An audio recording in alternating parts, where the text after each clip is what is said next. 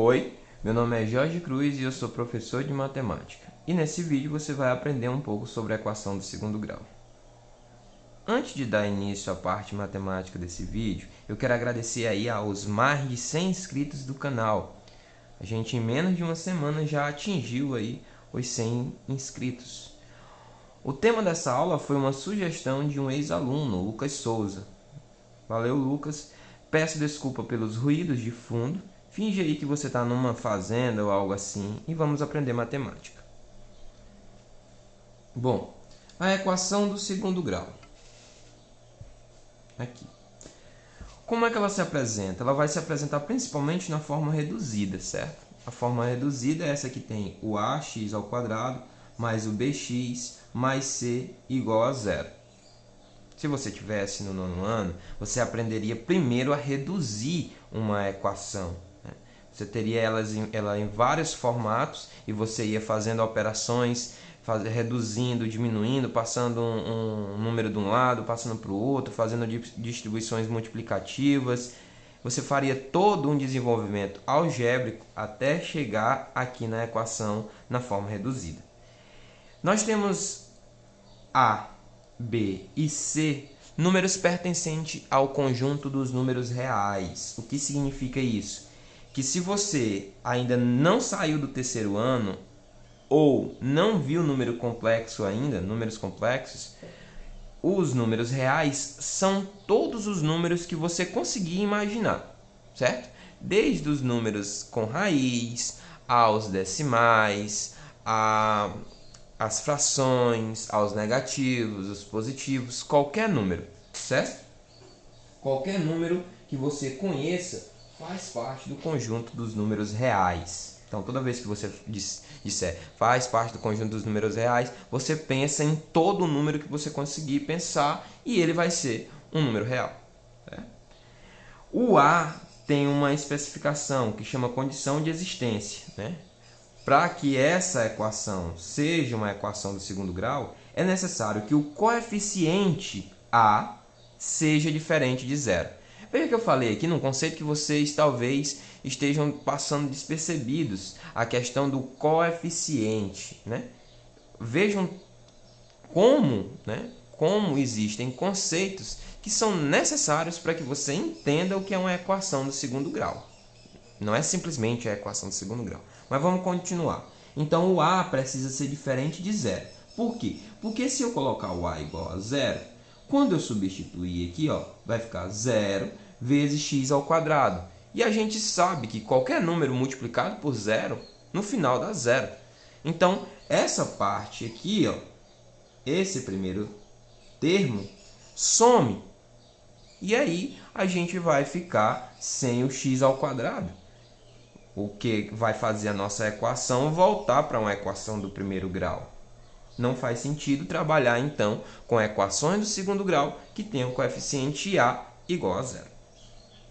Nós temos ainda as formas incompletas. As formas incompletas são aquelas que nós tivermos um ou dois coeficientes nulos. No caso, a gente pode ter o coeficiente C sendo zero, e ela vai ser chamada de incompleta de C, e o formato reduzido dela terá ax ao quadrado mais bx igual a zero. Veja que não tem o C porque ele é zero. Ou nós teremos incompletas de B, né? As incompletas de B, onde nós temos B igual a zero, né? E aqui no meio está faltando o bx. Veja que quando nós tivermos um coeficiente que acompanha a incógnita x, e esse coeficiente for um zero, o x acaba sumindo. Então, bem aqui não temos o x, porque o b era zero. Então, toda vez que não apareceu o x, é porque o b era zero. E se o b é zero, consequentemente não vai aparecer o x. Fiquem atentos sobre isso, porque é muito relevante para quando você for estudar a parte de resolução da equação do segundo grau. Ah, professor, onde é que eu vou encontrar problemas que usem a equação do segundo grau? Matemática financeira, trigonometria, geometria, complexos, matriz, determinante, sistemas. Onde você for, até na faculdade, você vai encontrar equações do segundo grau. Então fiquem atentos, porque depois que você vê isso no nono ano, é como se tivesse aberto uma porta que você não vai conseguir fechar mais. Todo o conteúdo pode acontecer de cair dentro de uma equação do segundo grau. E aí você precisa aprender a resolver a equação do segundo grau para você finalizar a questão. Então fiquem atentos. É muita coisa. Tudo que tiver no ensino médio vai precisar de equação do segundo grau. Uma hora ou outra vai acabar precisando. Beleza. Como é que a gente resolve uma equação do segundo grau, né? Guardem aqui esse exemplozinho para o final. Como é que a gente resolve uma equação do segundo grau? A fórmula é essa, ó. X é igual a menos b mais ou menos a raiz quadrada de b ao quadrado menos 4ac dividido por 2a. Esses elementos b, a e c são justamente os coeficientes no formato reduzido. Por isso que você tem que aprender a pegar uma equação, reduzir ela no formato reduzido, né, da equação de segundo grau, e aí para poder você identificar quem é o coeficiente A, quem é o coeficiente B e quem é o coeficiente C. Na maioria dos casos, principalmente se você é aí do nono ano, na maioria dos casos, o x ao quadrado, o coeficiente dele sempre vai ser 1. E ou você vai conseguir manipular através de simplificações, você vai conseguir manipular ali o coeficiente A para ele virar 1. Porque quando o A é 1, na multiplicação aqui embaixo, ó, 2 vezes A, vai ficar 2 vezes 1, você coloca só o 2. Isso aí é até uma casca de banana, porque às vezes não vem um coeficiente A igual a 1. E aí você acaba esquecendo de colocar ele aqui embaixo, no denominador, multiplicando 2. O cara que desenvolveu essa fórmula foi Bhaskara, um matemático aí para trás. Na verdade, o que ele fez foi um conjunto de cálculo algébrico, né? um cálculo algébrico, em que ele desembocava, saía daqui do ax ao quadrado mais bx mais c igual a zero.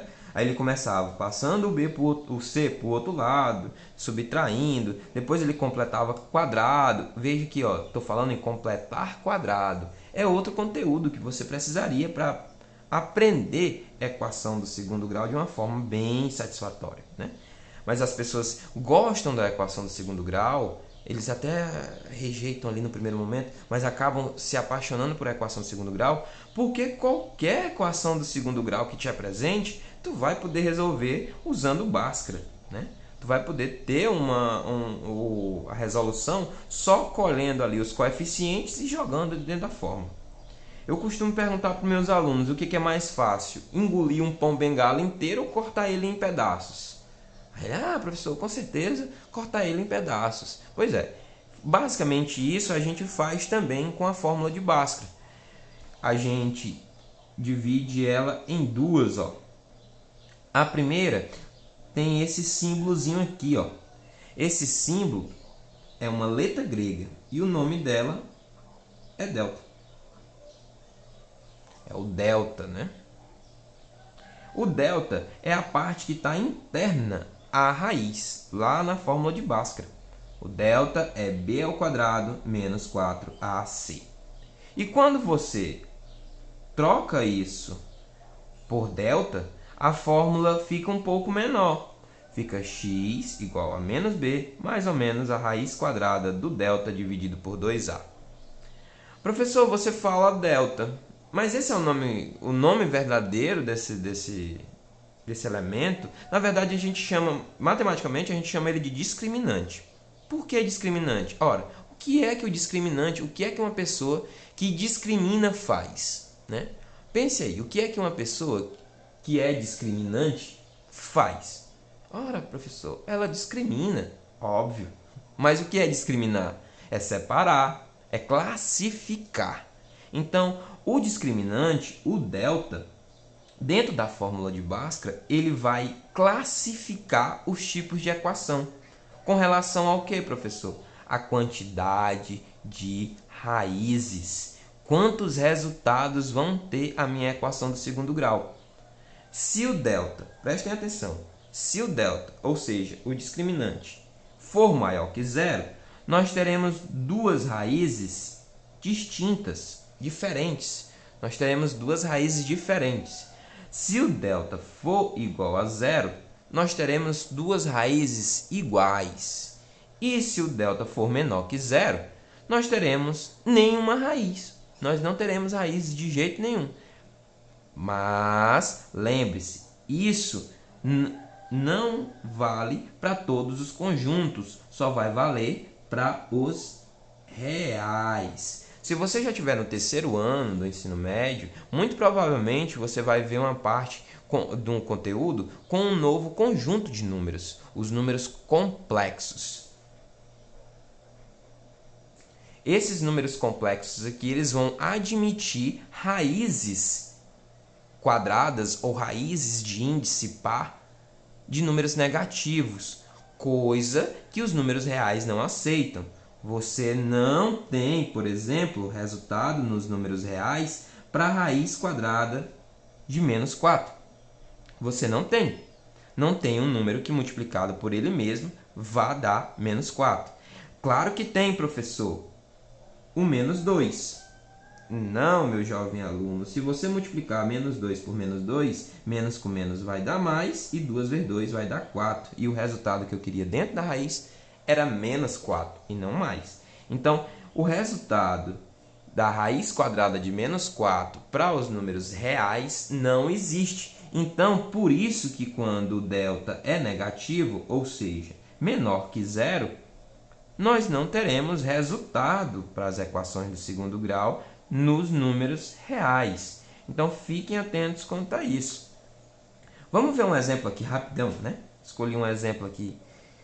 Essa é uma equação do segundo grau. X ao quadrado menos 5x mais 6 igual a zero. Ela já está no formato reduzido. Veja, ela começa com o elemento x ao quadrado, né? Com seu coeficientezinho invisível ali. Nós temos uma parte com x e uma parte que vem sozinho, justamente como está aqui, ó. E do outro lado a igualdade com zero. Isso é de suma importância. O outro lado tem que ser zero. Se tiver um número do outro lado, passa ele para cá, passa ele para o primeiro membro. Então, vamos identificar. O primeiro passo é você identificar os coeficientes. Coeficiente A igual a 1. Se não está aparecendo aqui, é porque ele é 1. Ok, pessoal? Lembre-se, não está aparecendo coeficiente na frente da letra, é porque é 1. Não vai colocar 0. Se você colocar 0, você vai acabar multiplicando aquele número por 0 e o resultado seria 0. B é menos 5. C é igual a 6. O A, basicamente, acompanha o que vem com x ao quadrado, né? Acompanha o x ao quadrado. O B acompanha o x e o C sempre vem sozinho. Então, fiquem atentos com isso. O segundo passo seria você substituir esses valores na equação, na fórmula do delta, né? Na fórmula do discriminante. Então, delta é igual a b ao quadrado menos 4ac. Quem é o b? Menos 5. Menos 5 ao quadrado. Por que o parêntese? Porque eu preciso multiplicar o sinal. Eu preciso fazer essa potência acontecer com o sinal do 5. Então, seria menos 5, entre parênteses, elevado ao quadrado. Lembre-se, por isso que é importante a potência, viu? Por isso é importante você rever alguns conteúdos. Lembre-se, menos 5 ao quadrado é diferente de menos 5 ao quadrado. Nesse primeiro aqui, com parênteses, você tem a multiplicação do menos 5 pelo menos 5. Aqui, sem o parênteses, a potência 2, o expoente 2, só está funcionando para o 5. O sinal vai ser somente repetido.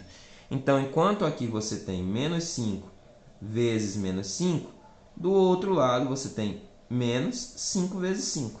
E isso é diferente, porque aqui o menos com menos vai dar mais e aqui o sinal ficará negativo.